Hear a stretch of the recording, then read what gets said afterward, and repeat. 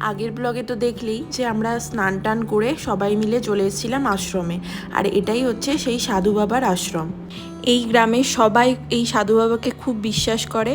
আর কাল থেকে এই সাধু বাবার আশ্রমে হচ্ছে পুজো শুরু হচ্ছে, তার জন্যই আমাদের সবাই মিলে আসা।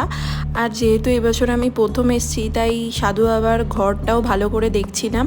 ওনার ব্যবহার করা সব জিনিস এখনও আছে, এমনকি তার যে দাড়ি বা জটা ছিল সেটাও এখন অবধি ভালো করে রাখা আছে। তারপরেই চলে এলাম আশ্রমের ভেতরের একটা পুকুরে। সেখানে এই বড় বড় মাগুর মাছ, তো মাগুর মাছগুলো নাকি পায়রাও খেয়ে নেয়, সেটা শুনে আমার খুব অবাক লাগলো। যাই হোক, তারপরে চলে এলাম বাড়ি আর দুপুরের ভুরিভোজও সেরে নিলাম। তারপরে চলে গেছিলাম ছাদে, আর ছাদ থেকে এই এত সুন্দর দৃশ্যগুলো দেখতে আমার তো খুব ভাল লাগছিল।